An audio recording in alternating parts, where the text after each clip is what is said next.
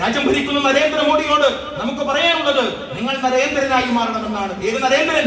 India രാജ്യത്ത് ജീവിച്ച നരേന്ദ്രൻ, ചിക്കാഗോയിൽ ലോക മഹാസമ്മേളനത്തിൽ പങ്കെടുക്കാൻ വേണ്ടി പോയ നരേന്ദ്രൻ, അവിടെ ഒരുമിച്ച് കൂടിയ ആയിരക്കണക്കിന് വരുന്ന ആളുകൾ നരേന്ദ്രന്റെ വേഷം കണ്ടുകൊണ്ട് കൂക്കി പിടിച്ചപ്പോ കഷായ വസ്ത്രം ധരിച്ച് നമ്മളെ പോലെ തലപ്പാവ് ധരിച്ച് അവിടെ അഭിസംബോധന ചെയ്യാൻ വേണ്ടി ആ മതസമ്മേളനത്തെ അഡ്രസ് ചെയ്യാൻ വേണ്ടി എഴുന്നേറ്റ് നിന്നപ്പോ അവിടെ കൂക്കി പിടിച്ച ആളുകളെ ആദ്യത്തെ കമന്റ് കൊണ്ട് തന്നെ പരാജയപ്പെടുത്തിയ നരേന്ദ്രൻ. അതെ, നിങ്ങളുടെ രാജ്യം പോലെയല്ല എന്റെ രാജ്യം, അമേരിക്ക പോലെയല്ല എന്റെ രാജ്യം. എന്റെ രാജ്യത്ത് നാനാജാതി മതസ്ഥരുണ്ട്, പല വ്യത്യസ്തങ്ങളായ ജാതികളുണ്ട്, പല വർഗങ്ങളിലും വർണ്ണങ്ങളിലും പെട്ടവരുണ്ട്. പക്ഷെ എല്ലാവരും ദൈവത്തെ കണ്ടെത്തുക എന്ന പരിശ്രമത്തിൽ വ്യാപൃതരായവരാണ്. അനവധി പുഴകളാണ്. ആ പുഴകൾ ഒരുമിച്ച് അല്ലാഹുവിലേക്ക് അഥവാ ദൈവത്തിലേക്ക്, സർവേശ്വരനിലേക്ക്, ജഗദീശ്വരനിലേക്ക് എത്തിച്ചെല്ലുക എന്ന ആ സമുദ്രത്തെ പ്രാപിക്കുവാനുള്ള വ്യത്യസ്തങ്ങളായ പരിശ്രമങ്ങളാണത്. അവിടെ സംവാദങ്ങൾ നടക്കട്ടെ, എല്ലാം ഒരുപക്ഷെ ശരിയായി കൊള്ളണമെന്നില്ല. ആ സംവാദങ്ങളിലൂടെ ശരികളെ കണ്ടെത്താൻ എന്റെ രാജ്യക്കാർക്കും ലോകത്തിലും സാധിക്കട്ടെ എന്നാണ് എനിക്ക് സന്ദേശിക്കുവാനുള്ളത് എന്ന് പറഞ്ഞ ആ നരേന്ദ്രനുണ്ടല്ലോ, അദ്ദേഹമാണ് പിൽക്കാലത്തറിയപ്പെട്ട സ്വാമി വിവേകാനന്ദൻ. ആ സ്വാമി വിവേകാനന്ദന്റെ പൂർവാശ്രമത്തിന്റെ പേരാണ് നരേന്ദ്രൻ.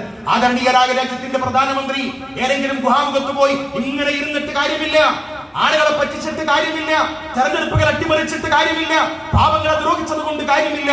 തെരഞ്ഞെടുപ്പ് പോലും ചോദ്യചിഹ്നമാകുന്നു എന്ന് പറയുമ്പോ, ഒരു ക്രിക്കറ്റ് കളി നടക്കുമ്പോ, ഒരു ഫുട്ബോൾ കളി നടക്കുമ്പോ റഫറി പക്ഷം ചേർന്നാൽ, അമ്പയർ പക്ഷം ചേർന്നാൽ പിന്നെ ആ കളിക്ക് എന്ത് പ്രസക്തിയാവുന്നത്?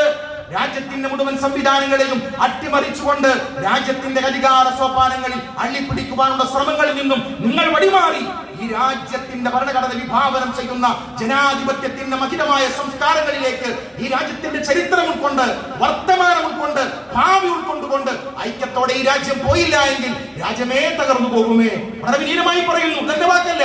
ബാബാ സാഹിബ് അംബേദ്കർ രാജ്യത്തിന്റെ പാർലമെന്റിൽ ഭരണഘടനയെ അവതരിപ്പിച്ചുകൊണ്ട് സംസാരിച്ചപ്പോ ചില ആളുകൾ പറഞ്ഞു, ന്യൂനപക്ഷ സമുദായങ്ങൾക്ക്, മൈനോറിറ്റികൾക്ക് പല അവകാശങ്ങളും നിങ്ങൾ പറയുന്നുണ്ടല്ലോ. ബഹുമാനപ്പെട്ട ബാബാ സാഹിബ് അംബേദ്കർ പറഞ്ഞു, കൊടുക്കണം, അവരുടെ അവകാശങ്ങളെ വകവെച്ചു കൊടുക്കണം. അവർ നമ്മുടെ രാജ്യത്ത്, നമ്മുടെ നേതൃത്വത്തിൽ അവർ സുരക്ഷിതരായിരിക്കണം. അവർ ആക്രമിക്കപ്പെട്ടാൽ, അവർ പീഡിപ്പിക്കപ്പെട്ടാൽ, അവർ ആക്രമിക്കപ്പെടുന്നത് അവർ മാത്രമല്ല, രാജ്യത്തിന്റെ ആത്മീയമായ കാമ്പ്, രാജ്യം എന്ന് പറയുന്ന സോൾ, ആത്മാവ്, അതാണ് തകർന്നു പോകുന്നത്.